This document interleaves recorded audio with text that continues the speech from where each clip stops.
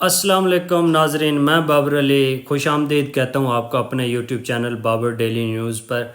ابھی ایک خبر آئی ہے کہ بلاول بھٹو اور وزیر اعظم پاکستان شہباز شریف کے درمیان لاہور میں ایک ملاقات ہوئی ہے، جس کا سب سے بڑا احوال اور جس کا موضوع تھا 27ویں آئینی ترمیم کیسے لانی ہے۔ 26ویں آئینی ترمیم تو ابھی پاس ہوئی ہے، آج سے کوئی 5-6 دن پہلے، تو اب یہ 27ویں آئینی ترمیم لانے کی تیاری کر رہے ہیں۔ ایک بار پھر پارلیمنٹ کو متحرک کرنے کی کوشش کی جا رہی ہے۔ پتہ نہیں کس چیز کی کمی تھی 26ویں آئینی ترمیم میں، جو یہ کہ لانے کی تیاری کر رہے ہیں اب 27ویں ترمیم کے ذریعے۔ مجھے کچھ سمجھ نہیں آ رہا، میں نے ابھی نیوز دیکھی ہے تو میں آپ سے ابھی مخاطب ہوں۔ وزیر اعظم شہباز شریف اور بلاول بھٹو کے آج لاہور میں ملاقات ہوئی۔ ملاقات کا مقصد کیا تھا؟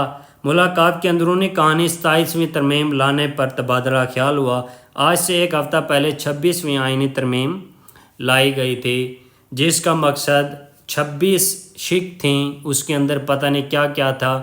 وہ تو جو حق تھا، انہوں نے وہ چیف جسٹس کا اپنے پاس ایک طاقت رکھی ہے، وہ اپنا وہ کیا کہتے ہیں اختیار لیا ہے، جو کہ سینئر ہوتے تھے تو نہیں ہوتے تھے، اپنی مرضی سے لگایا، جس طرح اب ٹاپ 3 میں سے تیسرے نمبر والے کو سلیکٹ کیا۔ اور اب 27ویں ترمیم آئینی ترمیم پر غور کیا جا رہا ہے۔ ایک بار پھر پارلیمنٹ میں وہی حالات ہوں گے جو ایک ہفتہ پہلے سے تھے، جس طرح MNAs کو گرفتار کیا گیا، ان کے فیملیز کو ٹارچر کیا گیا، ان کی کسی MNAs یا سینیٹرز کے اولاد کو اٹھایا گیا اور انہیں تنگ کیا گیا، انہیں ویڈیوز کال پر انہیں ٹارچر کیا جاتا تھا، ان کے والدین کو دکھایا جاتا تھا کہ اگر تم ہمارا ساتھ آئینی ترمیم میں نہیں دو گے تو ہم یہ کر دیں گے، وہ کر دیں گے، کچھ لوٹے اور کچھ بغیر۔ تو نے PTI کے ساتھ دھوکہ کیا اور حکومت کو ووٹ دیے، آئینی ترمیم بالآخر پاس کروا دی۔ آئینی ترمیم پاس کرا دی، چیف جسٹس ریٹائر ہو گیا، قاضی فائزی صاحب وہ لندن بھی چلے گئے، میاں صاحب بھی پاکستان سے بھاگے، لندن گئے، لندن سے وہ کل امریکہ جائیں گے، بٹ ادھر پھر سے آئینی ترمیم کی جا رہی ہے، وہ بھی 26ویں نہیں 27ویں آئینی ترمیم لائی جا رہی ہے، آپ کو پتہ ہونا چاہیے۔ اور مجھے تو جو سمجھ آئی ہے اس کا وہی مقصد ہوگا اس آئینی ترمیم کا، جو 27ویں آئینی ترمیم لا رہے ہیں۔ اس میں جو شقیں مولانا فضل الرحمان یا PTI نے یا دوسری جماعتوں نے بیٹھ کر متفقہ مسودہ تیار کیا تھا، ہمیں تو اس کا نام لینے سے بھی ڈر لگتا ہے۔ اب مسودہ جو مشترکہ طور پہ تیار کیا تھا، اس میں جو شقیں تھیں PTI نے یا JUI نے نکال دی تھیں، نہیں ایکسیپٹ کی تھیں۔ مجھے شک ہو رہا ہے کہ وہ شقیں اب 27ویں آئینی ترمیم کے ذریعے پاس کروائی جائیں گے۔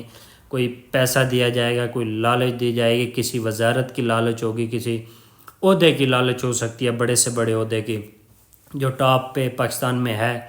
دیکھتے ہیں اب JUI کیا کرتی ہے، PP کے کیا کرتی ہے۔ PP نے تو پاس کرانا ہے، PTI کیا کرتی ہے۔ خاص طور اب سوالیہ نشان ہے PTI کی لیڈرشپ کے لیے، وہ اب کیا کرتے ہیں۔